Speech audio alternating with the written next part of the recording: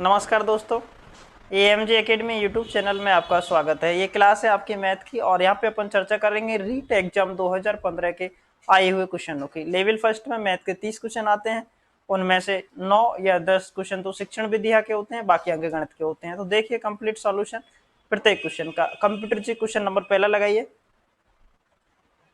पहला क्वेश्चन आपको शो हो रहा होगा, तो वीडियो को यहाँ पे पॉज करना है आपको और इसका आंसर देना है कमेंट में, और फिर देखिएगा ये क्वेश्चन का सॉल्यूशन। पहला क्वेश्चन जो आपको शो हो रहा है वो कुछ इस तरह से है। यहाँ पे A B C D E, ठीक है भाई। अच्छा, ये इस कोण पे है 50 डिग्री, ये है 30 और ये है 25। चलो देखो, सबसे पहले त्रिभुज के तीनों कोणों का योग कितना होता है? 180। 30 तो ये है, 50 ये है, 30 और 50 80, तो ये कितना बच गया भाई? 100 डिग्री बच गया। एक सरल कोण कितने डिग्री का होता है? 180 का। 100 डिग्री ये है, तो ये कितना बच गया? 80। अब देखो इधर भी एक ट्रायंगल बन रहा है ना, सी डी ई, तो देखो 80 और 25 105, तो ये कितना बच गया भाई? कितना बच गया? ये 75। अब ये 75 है तो इसका मान कितना होगा? 105। अच्छा, पूछा भी यही है कि ए ई डी का मान, ए ई डी का मान कितना होगा? तो ए ई डी का मान होगा 105 डिग्री, और ऑप्शन आपका सही हो जाएगा ए। ठीक है भाई, आ गया क्या समझ में? यदि नहीं आया हो तो कमेंट करिएगा। चलो चलते अगले क्वेश्चन पे। कंप्यूटर जी नेक्स्ट क्वेश्चन लगाओ। सेकंड क्वेश्चन आपको शो हो रहा होगा भाई, वीडियो को पॉज करो और जल्दी से कमेंट करो इसका। अब देखो इसका सॉल्यूशन। दो सरल रेखाएं ए बी और सी डी, ठीक है, इस तरह से काट रही है। ये ए है, बी सी डी। अब यहाँ पे ये कोण का मान कितना है भाई? 50 डिग्री, ठीक है। और पूछा है कोण ए ओ सी का मान होगा, ए ओ और ये सी। अच्छा, इसका मान पूछा है क्या? जी। और देख इसका रखा है ए ओ सी 50 डिग्री है, आपको पूछा है बी ओ सी का मान, बी ओ सी। तो आप बता सकते हो भाई इसको, क्योंकि टोटल 180 का है, 50 डिग्री ये हो गया, तो इधर कितना बच गया? 130, 130 डिग्री, और ऑप्शन डी आपका सही हो जाएगा। आया क्या समझ में? समझ में आ गया हो तो कमेंट कर देना। चलो चलते हैं नेक्स्ट क्वेश्चन पे भाई। और नेक्स्ट क्वेश्चन अब आपके सामने है। एक आयताकार विकर्ण, खेत का विकर्ण 17 मीटर है भाई। खेत का विकर्ण दे रखा है, आयताकार है, ठीक है। ये आयताकार खेत है और इसका जो विकर्ण है वो है कितना? 17 मीटर। इसका परिमाप है 46। अच्छा, आयत का परिमाप क्या होता है ये तो आपको आना चाहिए कि परिमाप बराबर 2 इंटू लंबाई प्लस चौड़ाई बराबर 46, ठीक है। ये 2 से मैंने इस 46 को काट दिया 23 बार, यानी कि लंबाई प्लस चौड़ाई बराबर कितना है? 23 है ये लंबाई, और ये चौड़ाई, दोनों का योग 23 है, ठीक है। और तब जाके मेरा विकर्ण 17 आएगा। तो देखो ये कोण कितने का होता है? 90 डिग्री का। तो कुछ ऐसा ही लंबाई और चौड़ाई आएगी जिससे कि विकर्ण 17 आ जाए। किस तरह से? जैसे अपन पाइथागोरस प्रमेय से करते हैं, कर्ण स्क्वायर बराबर लंबाई स्क्वायर प्लस चौड़ाई स्क्वायर। तो यहाँ पे देखो 23 का योग आ सकता है। मैं 15 और 8 लूं, 15 और 8 23 ही होते हैं क्या? यहाँ पे चेक करके देख लो भाई। 17 का स्क्वायर बराबर 15 का स्क्वायर प्लस 8 का स्क्वायर। 17 का कितना होता है? 289। 15 का 225 प्लस 8 का 64। इन दोनों को मैंने जोड़ दिया, आ गया ना 289। इससे ये पता चला कि 15 तो लंबाई है, 8 चौड़ाई है। आयत का क्षेत्रफल पूछा है मेरे से, तो आयत का क्षेत्रफल क्या होता है? लंबाई गुणा चौड़ाई, 15 गुणा 8, 15 अंठे 120, ठीक है, वर्ग मीटर। कौन सा ऑप्शन है भाई? बी ऑप्शन आपका सही हो जाएगा। आ गया क्या समझ में? ठीक है, चलो चलते अगले पे। कंप्यूटर जी नेक्स्ट क्वेश्चन लगाओ। नेक्स्ट क्वेश्चन है, किसी त्रिभुज में दो भुजाओं की लंबाई का योग सदैव होता है। ऑप्शंस हैं आपके पास पहला तीसरी भुजा से छोटा, तो दो भुजाओं का योग कभी भी तीसरी भुजा से छोटा नहीं होता, तीसरी भुजा से बड़ा, ठीक है, तो तीसरी भुजा से बड़ा होता है। दो भुजाओं का योग हमेशा तीसरी भुजा से बड़ा होता है। सही हो जाएगा ऑप्शन आपका बी। ठीक है भाई, चलो कंप्यूटर जी नेक्स्ट क्वेश्चन। दो घनों का आयतनों का अनुपात है 27:64। ये किसका अनुपात है भाई? आयतनों का।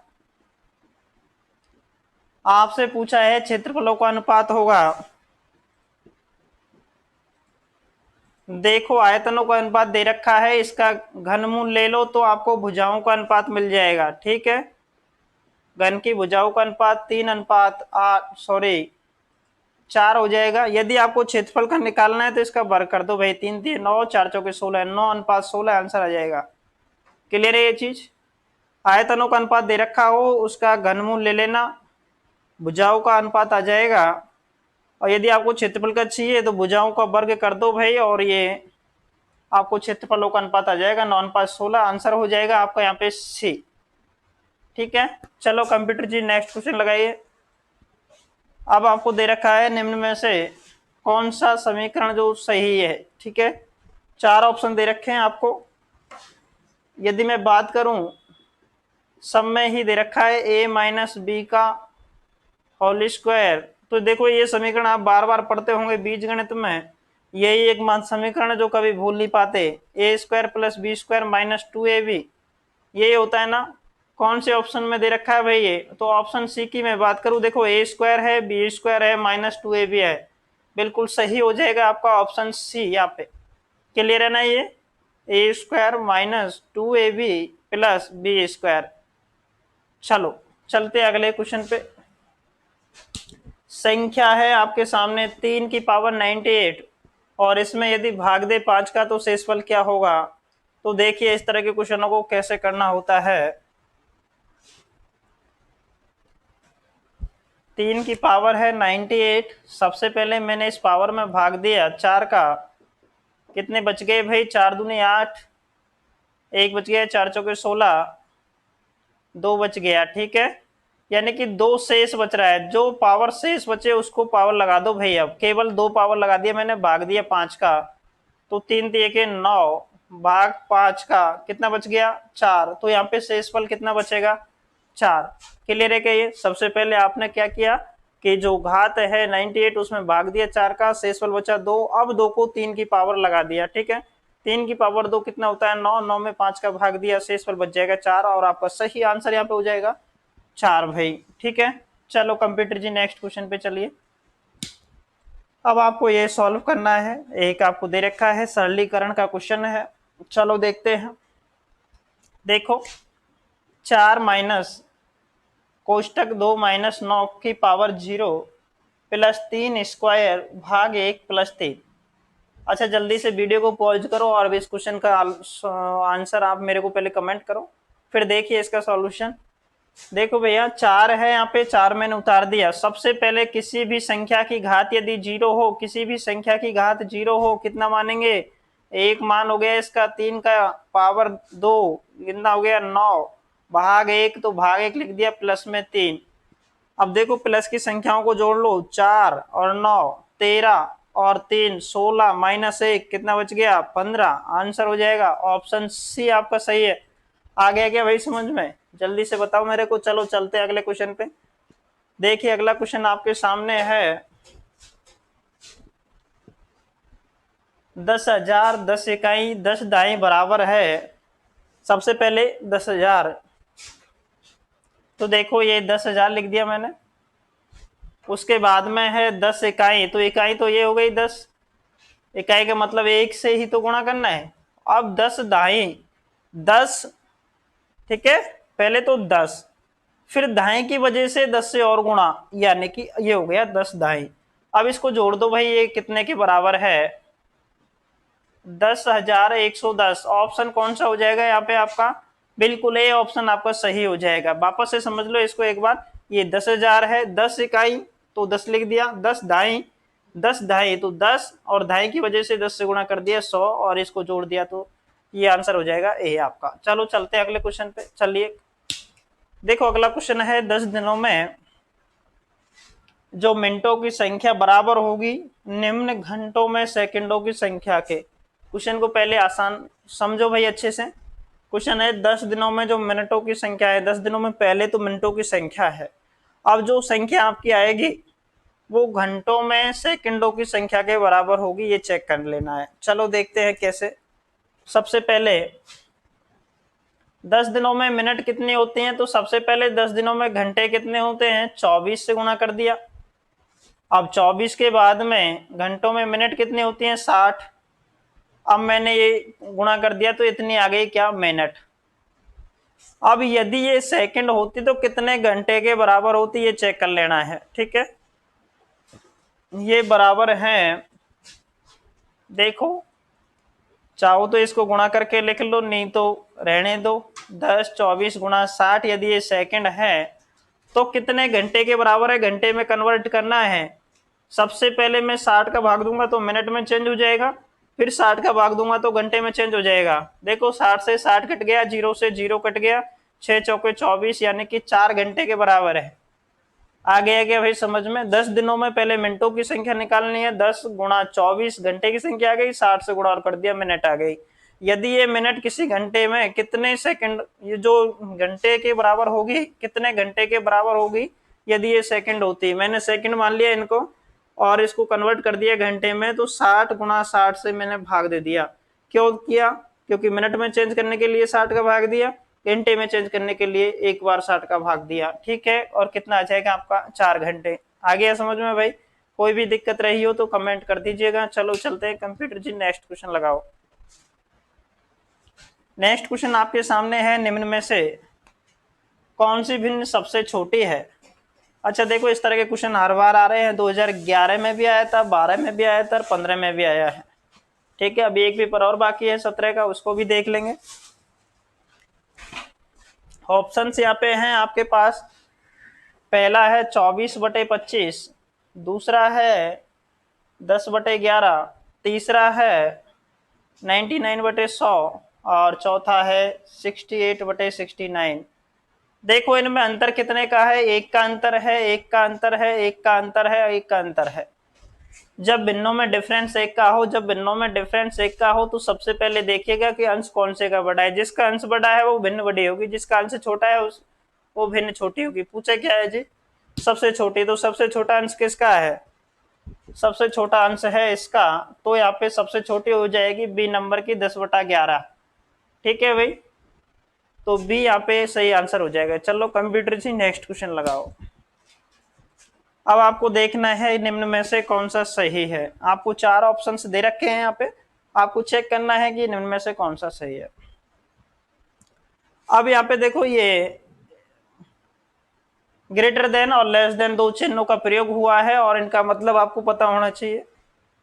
ये जिधर खुला होता है वो संख्या बड़ी होती है। चलो चेक करते हैं। पहला है -16 बड़ा है -15 से। बी ऑप्शन आपका है -16 छोटा है -20 से। सी ऑप्शन आपका है -16 बड़ा है 1 से। डी ऑप्शन है -16 छोटा है -3 से। तो देखो इसमें माइनस का चिन्ह जब भी आ जाए तो बड़ी संख्या वास्तव में छोटी होती है, क्योंकि कर्जा जितना कम हो उतना अच्छा होता है। ठीक है, माइनस का मतलब ही ऋण होता है, और ऋण यानी कि कर्जा, कर्जा जितना कम हो उतना ही ऊपर उठा हुआ रहता है, व्यक्ति के ऊपर लेके बात देखे तो ये कंफ्यूजन दूर हो जाना चाहिए भाई। -16 है तो ये और भी छोटी संख्या हो गई बजाय 15 के, जबकि यहाँ पे दे रखा है कि ये बड़ी है, गलत हो जाएगा ना ये। अच्छा देखो, ये -20 है तो ज्यादा कर्जा है, 20 रुपए का है, इस पे 16 का है, तो कौन सा बड़ा हुआ, 16 वाला। ये भी गलत हो जाएगा, इसमें उल्टा चलता है भाई माइनस में। ठीक है, अब -16 +1, तो +1 ही बड़ा है ना, माइनस का थोड़ी है बड़ा। ये सही हो जाएगा क्योंकि -3 यहाँ पे बड़ा हो जाएगा और -16 छोटे। तो डी आंसर है आपका सही है। चलो चलते हैं अगले क्वेश्चन पे। कंप्यूटर जी नेक्स्ट क्वेश्चन लगाओ। वह छोटी से छोटी संख्या कौन सी जो पूर्ण वर्ग हो और 10 12 15 18 से विभाजित हो। सॉरी देखो, ऑप्शंस हैं आपके पास 3600, बी है 2500, सी ऑप्शन आपके पास है 1600, डी है 900।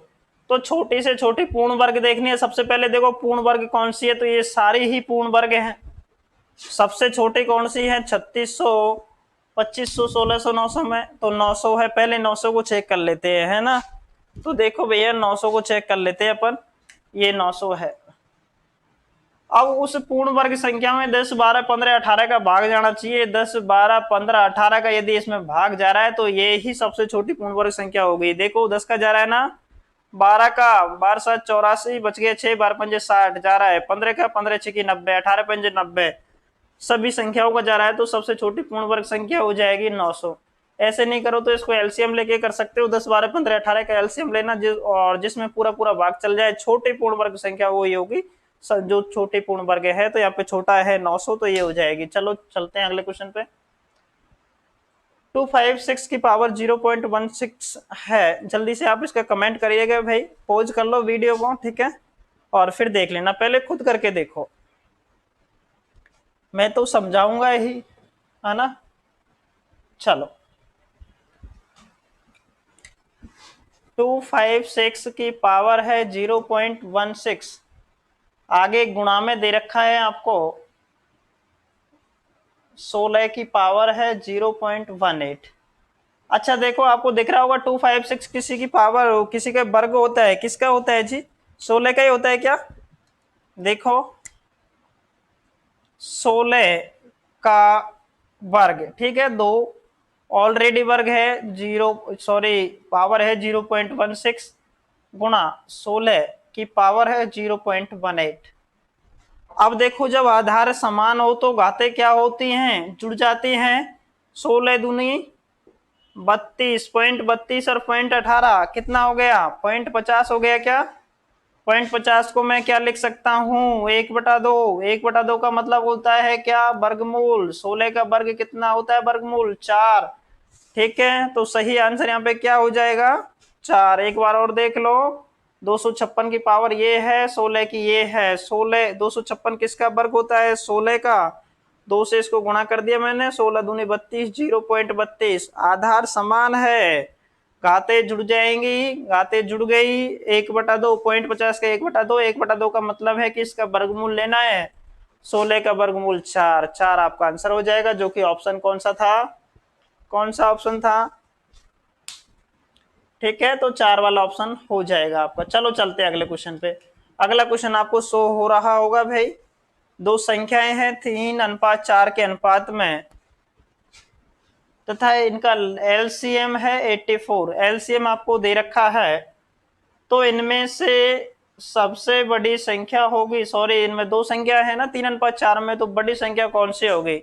तो इस तरह के क्वेश्चन को करने के लिए आपको करना कुछ भी नहीं है भाई। देखिए सबसे पहले 3:4 अनुपातों का वो ले लो भैया एलसीएम, ठीक है, गुणा एचसीएफ बराबर, पहले तो अनुपातों का 3:4 से आपको लेना है क्या, एलसीएम, फिर एचसीएफ से यदि गुणा कर दें इसको, तो उन संख्याओं का एलसीएम आ जाएगा। ठीक है, संख्या का एलसीएम आ जाएगा। अनुपातों का गुणनफल से ही आ रहा है भाई एलसीएम, 3 चौके 12। एचसीएफ नहीं पता, मैंने मान लिया एक्स है। संख्याओं का एलसीएम कितना दे रखा है जी, 84। एक्स बराबर कितना आ गया, 84/12, 12 7 84, एक्स बराबर आ गया 7। आपको जो भी संख्या चाहिए, जो अनुपात में दे रखा है ना, उसको एचसीएफ से गुणा कर दो, आपकी संख्या आ जाएगी। तो बड़ा अनुपात किसका है, बड़ा अनुपात है 4 का, तो बड़ी संख्या हो गई 4 × 7 28। यदि आपको छोटी संख्या पूछता तो 7 को आप गुणा कर देते, छोटी संख्या बराबर 3 × 7 21। ठीक है, तो आंसर आपका हो जाएगा यहाँ पे 28C। चलो कंप्यूटर जी, आ गया होगा समझ में भाई। नेक्स्ट क्वेश्चन पे चलिए। देखो एलसीएम और एचसीएफ मैं स्टार्ट करूंगा। प्रैक्टिस बैच अभी आ रहा है आपका रीट वालों के लिए। बिल्कुल आपके सारे अंकगणित के टॉपिक या बोर्ड पे सॉल्व कराए जाएंगे, प्रैक्टिस कराई जाएगी अच्छे से। तो देखो 1/3, 1/3, 2/9, 5/6 और आगे है 4/27। इसका आपको क्या निकालना है? एलसीएम निकालना है। जब भी आपको एलसीएम निकालना होता है तो जो भी एलसीएम निकालना हो चाहे एचसीएफ निकालना हो, अंशों का पहले वो ही निकालते हैं जो पूछा गया है। तो अंशों का तो एलसीएम निकालना है और हर का एचसीएफ निकालना है। ठीक है भाई। अंश कौन से होते हैं? ऊपर वाले अंश होते हैं ना, ये अंश है जी। 1, 2, 5, 4 का एलसीएम निकाल लो। एलसीएम बराबर अंशों का तो लघुत्तम एलसीएम और हर का एचसीएफ, हरों का एचसीएफ। ठीक है भैया। देखो 1, 2, 5, 4 का एलसीएम कितना हो जाएगा? गुणा कर दो भाई इनको। 1, 2 एकम 2 पंजे 10 और चौके 40। ठीक है। और एचसीएफ देखो कुछ निकल रहा है क्या इनका? 3, 9, 6, 27। कुछ कॉमन आ रहा है? जी हाँ बिल्कुल, सभी में ये डिवाइड हो रहा है 3 से, तो यहाँ का एलसीएम हो जाएगा इसका 3। चलो देखते हैं इसको, है ना। सॉरी, मैंने यहाँ पे एलसीएम लिया इसका। सबसे पहले 2 का भाग दिया, 2 एकम 2, 5, 2 दूनी 4। ठीक है। फिर 2 का भाग दिया, 1, 1, 5, 1। फिर 5 का दिया। ठीक है। और यहाँ पे एलसीएम आपका निकल करके आया 2 दूनी 4 पंजे 20। ठीक है भाई। एलसीएम आपका 20 आ गया, तो अंशों का एलसीएम कितना? 20। हरों का एचसीएफ देखो, मैं इसको गुणनखंड कर लिया करो यहीं पे, यदि आसान करना है आपको, जल्दी करना है क्वेश्चन का आंसर। अब इसमें सब में कॉमन क्या है? 3 है भाई सब में कॉमन। यदि कुछ भी नहीं होता तो एचसीएफ 1 होता, लेकिन यहाँ पे कितना कॉमन है? 3, तो एचसीएफ हो गया 3। 20/3 आपका आंसर हो जाएगा, जो कि सी है। एलसीएम देख लो भैया, एलसीएम कितना आया था? 20। ठीक है। चलो आगे समझ में, ऑप्शन आपका हो जाएगा 20/3 वाला। यहाँ तक कोई दिक्कत हो तो बता देना भाई कमेंट में। चलो अगले क्वेश्चन पे देखिए। 3 संख्याओं का औसत 7 है। कितने संख्याओं का औसत है? 7। 3 संख्याओं का। ठीक है भाई। और जो पहली 2 संख्याएं हैं उनका औसत 4 है। ठीक है। तीसरी संख्या पूछी है। अरे औसत का फॉर्मूला तो कभी भूलते ही नहीं है, बस औसत का फॉर्मूला ही तो याद रहता है। तो देखो कैसे करोगे। औसत बराबर क्या होता है जी? राशियों का योग बटे राशियों की संख्या, यही होता है ना। अच्छा देखो, ये दिख नहीं रहा होगा आपको, राशियों का योग बटे राशियों की संख्या। कंप्यूटर जी थोड़ा सा उसको जूम आउट कर दो। 3 संख्याओं का औसत कितना है? 7 है। यदि मैं 3 संख्याओं के योग की बात करूं, 3 संख्याओं के योग की बात करूं तो 3 गुणा औसत है जो 21 हो जाएगा। तो प्रथम 2 संख्याओं का योग कितना है? जब भी आपको योग निकालना हो ना, औसत को संख्याओं से गुणा कर दो। ये देख राशियों की संख्या है नीचे, ये राशियों का योग है। देखो यदि मैं राशियों की संख्याओं को इधर लिया हूं, औसत से गुणा कर दूं तो राशियों का योग आ जाएगा। क्लियर है ना? ये एक बार और लिख देता हूं। चलो, राशियों का योग बराबर औसत और गुणा में जो राशियों की संख्या है वो। ठीक है। अब देखिए 2 संख्याओं का योग कितना हो जाएगा? संख्याएं हैं 2, औसत है 4, 8 हो गया। अब तीसरी संख्या 21 में से 8 घटा दो भाई, तीसरी संख्या बच जाएगी। तीसरी संख्या बराबर 21 माइनस 8, कितने बच गए भैया? 13, जो कि ऑप्शन आपका हो जाएगा बी। ठीक है। चलो कंप्यूटर जी नेक्स्ट क्वेश्चन लगाओ। मोहन ने एक कार कितने की खरीदी भाई? 2,50,000 रुपए में खरीदी। ठीक है। और उसने उसे 3,48,000 रुपए में बेच दिया। तो बताओ उसे कितने प्रतिशत का लाभ हुआ? सबसे पहले तो देखो विक्रय मूल्य कितना दे रखा है जिसमें बेचा? 3,48,000 दे रखा है क्या? अच्छा, क्रय मूल्य कितना दे रखा है? 2,50,000। 2.5 लाख का खरीदा था, इतने का बेच दिया, तो लाभ ही होगा। तो लाभ होगा कितने का? घटा लो भाई इसमें से। मैंने घटाया तो देखो जीरो, अब देखो 8 बच गया, ये हो गया 14, 9 बच गया, 98,000 रुपए का लाभ हो रहा है भाई। ठीक है, अब मेरे को चाहिए लाभ परसेंट। तो लाभ प्रतिशत हो चाहे हानि प्रतिशत हो, हमेशा किस में निकाली जाती है? क्रय मूल्य पे। ध्यान देना भाई, लाभ बराबर लाभ बटे क्रय मूल्य इंटू 100। लाभ है आपका 98,000, क्रय मूल्य आपका 2,50,000, गुणा में किया आपने 100। ठीक है, देखो 1 2 3 जीरो से 3 जीरो काट दिया आपने। ठीक है, अब 25 से इसको काट दिया, 25 चौके 100, बट्टे में बच गया 10। ठीक है, अब इसको आपने गुणा किया 98 गुणा 4, जब आप करोगे 392 आ जाएगा, 392 में भाग देना है 10 का, 39.2 आपका आंसर हो जाएगा, जो कि ऑप्शन बी में है। क्लियर है क्या भाई ये? ठीक है, चलो अगले क्वेश्चन पे चलते हैं। अगला क्वेश्चन देखो, 39.2%। चलो अगला क्वेश्चन, 144 पेन बेचने पर 6 पेनों के विक्रय मूल्य के बराबर हानि होती है। जो हानि हो चाहे लाभ हो, हमेशा क्रय मूल्य पे निकाला जाता है भैया। लेकिन यहाँ पे दे रखा है कि 144 पेन बेचने पर 6 पेनों के विक्रय मूल्य के बराबर हानि होती है, तो हानि प्रतिशत क्या है? 144 का विक्रय मूल्य बराबर है 144 के क्रय मूल्य माइनस माइनस कितना हो गया इसमें से? 6 पेनों का विक्रय मूल्य, दिख रहा है ना? ठीक है, 6 पेनों का विक्रय मूल्य। अच्छा देखो, ये माइनस में है, इसको इधर भेज दूंगा मैं, तो कितना हो जाएगा ये? 150 का विक्रय मूल्य, 150 पेनों का विक्रय मूल्य बराबर हो जाएगा 144 पेनों के क्रय मूल्य के। तो इस तरह से जब भी आपकी इक्वेशन बनती है, तो क्रय मूल्य कौन सा मानना है? ये सामने वाला। ऐसे संख्या दे रखी होगी 150 का विक्रय मूल्य बराबर 144 पेनों का क्रय मूल्य, और विक्रय मूल्य मानना है इसको। ठीक है, विक्रय मूल्य 144 और क्रय मूल्य है 150, तो क्या होगी? हानि होगी, कितने की होगी भाई? 6 की होगी। और हानि परसेंटेज हमेशा आपको निकालना है किस पे? क्रय मूल्य पे। क्रय मूल्य कितना आ रहा है यहाँ पे? ये 150 गुणा 100, 0 से 0, 3 दूनी 6, 3 पंजे 15, 5 से इसको काट दिया, 5 दूनी 10, 4% की हानि। एक बार और समझ लो, देखो भाई 144 जो पेन बेचने पर उसको हानि होती है 6 विक्रय मूल्य के बराबर हानि होती है। ठीक है, 144 रुपए में बेचने पर 6 विक्रय मूल्य के बराबर हानि होती है। तो ये देखो, हानि जब भी होती है क्रय मूल्य पर निकालनी होती है, लेकिन यहाँ पे विक्रय मूल्य के बराबर होती है।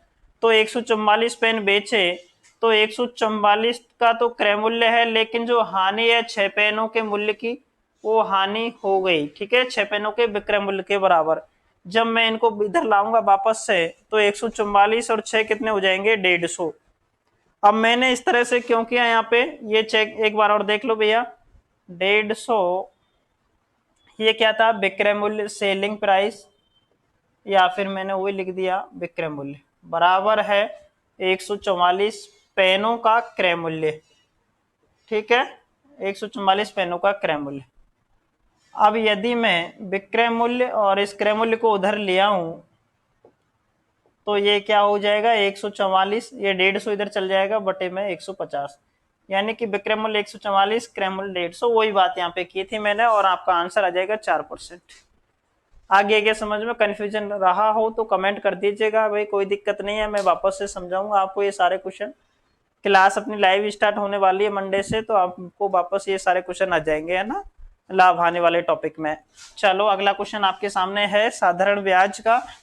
और साधारण ब्याज की दर से, किस दर से 10 वर्ष का ब्याज उस धन का 2/5 होगा? बहुत अच्छा क्वेश्चन है। देखो किस तरह से करना होता है। आपको पूछा क्या है? दर तो आपको निकालनी है, टाइम आपको दे रखा है 10 वर्ष का, और उसका ब्याज है उस धन का मतलब गुणा होता है 2/5। ठीक है, समझ लो अच्छे से, उस धन का 2/5 है। ठीक है, अब देखो, यदि मैं इस धन को इधर ले आऊं, समझना एक बार, ब्याज, इसको इधर ले आऊंगा तो बटे में आ जाएगा, धन बोले तो मूलधन है ये, है ना, 2/5, यानी कि ब्याज तो है 2 रुपए, 2 इकाई मानना है, ठीक है, मान लो 2 रुपए है, मूलधन कितना है 5, समय है 10 वर्ष, दर तो पूछा है, दर बराबर क्या होता है, ब्याज गुणा 100 बटे मूलधन गुणा समय। कुछ भी नहीं है भैया, कुछ भी नहीं है, बस ब्याज की जगह पे ब्याज लिख दो, 100 की जगह पे 100 लिख दिया, मूलधन की जगह कितना लिखोगे 5, समय की जगह जो दे रखा है टाइम कितना 10 वर्ष, 0 से 0 काट दिया, 5 दूनी 10, 2 दूनी के 4% की यहाँ पे आपको दर आ जाएगी, जो कि ऑप्शन ए में दे रखी है। आ गया समझ में? बहुत बढ़िया। चलो चलते अगले क्वेश्चन पे। अगला क्वेश्चन आपके सामने है 12%। भाई लाइव वीडियो होती तो अपन आराम से क्वेश्चन करते, ये रिकॉर्डिंग में है तो आप आराम से देखिएगा, इनको पॉज कर करके एक एक क्वेश्चन का आंसर दीजिएगा। कितने वर्षों में 12% वार्षिक दर से, टाइम पूछा है, क्या पूछा है, टाइम पूछा है ना, ठीक है भाई, टाइम पूछा है तो टाइम ही बताएंगे। दर कितनी दे रखी है जी, 12% आपको दर दे रखी है इसमें। अच्छा, 3,000 का साधारण ब्याज, मूलधन कितना है जी 3,000, और साधारण ब्याज कितना 1,080 हो जाएगा। कुछ भी नहीं है भैया, टाइम पूछा है, टाइम बराबर ब्याज इंटू 100, फॉर्मूले तो कहीं ना कहीं आपको याद रखने हैं ही है भाई, है ना। अच्छा देखो, ब्याज इंटू 100 मूलधन गुणा दर, ठीक है, मैंने हिंदी में भी लिख देता हूं इसको, मूलधन और ये क्या है ब्याज। चलो, ब्याज कितना है जी 1,080 है, ठीक है भैया, 100 से गुणा कर दिया, मूलधन कितना है 3,000 है, लिख दिया भैया, दर है 12, बहुत बढ़िया, कितनी जीरो है 3 जीरो है, काट दिया, ठीक है, 12×9 108, 3×3 9, टाइम बराबर कितना आ गया जी 3 वर्ष। आया क्या समझ में? बहुत बढ़िया, ठीक है, इसी तरह से करना है। कोई दिक्कत है क्या इसमें? नहीं है ना? क्या आंसर हो जाएगा? ए, शाबाश, ए आंसर हो जाएगा भाई। चलो चलते हैं। अच्छा देखो, अब जो ये क्वेश्चन है ये शिक्षण अभिरुचि के है, यहाँ पे मैं केवल इनका आंसर ही दूंगा भाई, और जब आपको शिक्षण अभिरुचि पढ़ाई जाएगी तो इनके बारे में डीपली समझाया जाएगा, ठीक है, इनका एक्सपर्ट आपको पढ़ाएगा शिक्षण विधियों को, मैं केवल आपको अंकगणित पढ़ाऊंगा, है ना। चलो चलते हैं, क्वेश्चनों का आंसर तो देख लेते हैं। पहला क्वेश्चन आपके सामने है, गणित विज्ञान है, तो गणित विज्ञान है स्थानों का और गणनाओं का विज्ञान है, ठीक है, स्थान और गणनाओं का विज्ञान है, तो यहाँ पे आपका ऑप्शंस जो है ए और सी दोनों ही सही है, ठीक है। चलो चलते हैं अगले पे। गणित सभ्यता और संस्कृति का दर्पण है, ये कथन किसने कहा था? तो ये कथन कहा था होगवेन जी ने, ठीक है, गणितज्ञ थे होगवेन जी, तो उन्होंने कहा था। चलो अगला क्वेश्चन आपके सामने है, प्राथमिक स्तर पर गणित का क्या महत्व है? प्राथमिक स्तर पर गणित का जो महत्व है, ऑप्शन से है सांस्कृतिक, सामाजिक, धार्मिक और मानसिक, तो यहाँ पे हो जाएगा मानसिक महत्व। प्राथमिक स्तर पर जो गणित का महत्व है वो है मानसिक, तो ऑप्शन डी आपका सही हो जाएगा आपका। चलो, बाकी इनके बारे में डीपली आपको एक्सपर्ट ही बताएगा भाई, अच्छे से, मैं केवल आंसर बता रहा हूं आपको। मनुष्य के जीवन की गतिविधियों में गणित का सर्वाधिक उपयोग होता है, जो मनुष्य की जीवन गतिविधियां होती है उस पर सर्वाधिक उपयोग कहाँ होता है? तो देखो, आर्थिक में भी होता है, सामाजिक में भी होता है। यहाँ पे डाउट है तो दोनों आंसर सही हैं आपके, सी और डी, सामाजिक और आर्थिक। चलो भाई आगे चलते हैं। अगला क्वेश्चन आपका है, देखो, मूल्यांकन का निकटतम संबंध होता है, तो मूल्यांकन का निकटतम जो संबंध है, ऑप्शन है ए है विषय वस्तु से, तो इससे नहीं होता। मूल्यांकन प्रविधियों से होता है, ठीक है, उद्देश्यों से भी होता है, सीखने की क्रियाओं से नहीं होता। तो मूल्यांकन का निकटतम संबंध है मूल्यांकन की प्रविधियों से बी, और सी उद्देश्यों से, तो बी और सी यहाँ पे दोनों ही सही है, ठीक है। चलो चलते हैं अगले क्वेश्चन पे। उपलब्धि परीक्षण नैदानिक प्रशिक्षण में अंतर है। तो उपलब्धि परीक्षण और नैदानिक परीक्षण में क्या अंतर है? उद्देश्यों का अंतर है। ठीक है, ऑप्शन ए में है, बी में है प्रकृति का, सी में है कठिनाई स्तर का, डी में है इनमें से कोई नहीं। तो यहाँ पे सही आंसर हो जाएगा ऑप्शन ए, उद्देश्यों का अंतर है। चलो कंप्यूटर जी नेक्स्ट। वस्तुनिष्ठ परीक्षण की सर्वाधिक महत्वपूर्ण विशेषता है। ऑप्शन है विश्वसनीयता, बी वैधता, सी वस्तुनिष्ठता और डी उपयुक्त सभी। तो यहाँ पे ये तीनों ऑप्शन से सही है, तो उपयुक्त से भी आपका आंसर हो जाएगा। चलो अगले पे। सर्वाधिक प्रभावशाली शिक्षण सामग्री है। ऑप्शन है आपके पास 4। ए प्रक्षेपित, प्रत्यक्ष अनुभव, प्रक्षेपित, इनमें से कोई नहीं। तो यहाँ पे सर्वाधिक प्रभावशाली शिक्षण सामग्री जो इन विकल्पों में से है वो हो जाएगी बी प्रत्यक्ष अनुभव। ठीक है भाई। चलो कंप्यूटर जी नेक्स्ट क्वेश्चन। कौन सा कार्य अध्यापक से संबंधित नहीं है? तो ये अध्यापक के काम देख लो भाई, कौन कौन से अध्यापक करता है, कौन सा नहीं करता। तो पहला तो है योजना, अध्यापक का काम होता है योजना बनाना, मार्गदर्शन करना भी होता है, शिक्षण का कार्य भी उसका है, लेकिन बजट बनाना कभी अध्यापक के कार्य क्षेत्र में नहीं आता। तो अध्यापक का कौन सा कार्य ये अध्यापक के कार्यों से संबंधित यहाँ पे नहीं होगा, ऑप्शन डी बजट बनाना। ठीक है, चलो अगले पे चलते हैं। ठीक है, तो आज के ये जो 2015 के रीट एग्जाम के फर्स्ट लेवल के 30 क्वेश्चन थे, ये आपने देखे। हाँ, ये शिक्षण अभिरुचियों में कुछ क्वेश्चनों में प्रॉब्लम थी कि एक विकल्प नहीं होकर के दो विकल्प इसके आंसर थे। जो सही आंसर था वो मैंने आपको बता दिया कि भाई बी और सी होगा, सी और डी होगा, इस तरह से। ठीक है, और स्टार्टिंग के अंक गणित के अपन ने अच्छे से सॉल्व कर लिए। किसी भी क्वेश्चन में यदि आपको दिक्कत है तो कमेंट कर दीजिएगा, तो वहां पे मैं वो कमेंट देख लूंगा आपको, और जल्द आपके लिए प्रैक्टिस बैच लेके आ रहे हैं। आपके अंक गणित के सारे टॉपिक उसमें प्रैक्टिस बैच में सॉल्व कराए जाएंगे, अच्छे से आपकी प्रैक्टिस कराई जाएगी। रीट लेवल फर्स्ट वालों की सारी दिक्कत नहीं रहेगी भाई, बिल्कुल आपको 20 क्वेश्चन अंक गणित के जो हैं वो पक्के हो जाएंगे। अच्छे से 0 लेवल से वहां पे पढ़ाया जाएगा। बिल्कुल ये टेंशन मत लेना कि आपको 0 लेवल से नहीं पढ़ाया जाए, आपको बेसिक जानकारी दी जाएगी वहां पे लो लेवल से। हालांकि भी पेपर का लेवल जो पहले आता था वो रहा नहीं। 2011-12 में पेपर का लेवल बहुत कम था, उसके बाद में 15 फिर 17 का पेपर फिर हार्ड हो गया। तो धीरे धीरे अपन भी अपना लेवल बढ़ाते चलेंगे भाई। प्रैक्टिस में अच्छे से प्रैक्टिस करेंगे, प्रत्येक टॉपिक के लगभग 100 क्वेश्चनों की प्रैक्टिस अपन करेंगे। टाइम आपको संडे को बता दिया जाएगा यूट्यूब पे और फेसबुक पर, जहाँ पे भी आप हमसे जुड़े हुए हो वहाँ पे आपको नोटिफिकेशन मिल जाएगा। ठीक है, तो हमारे साथ आप एक तो जुड़े रहिए।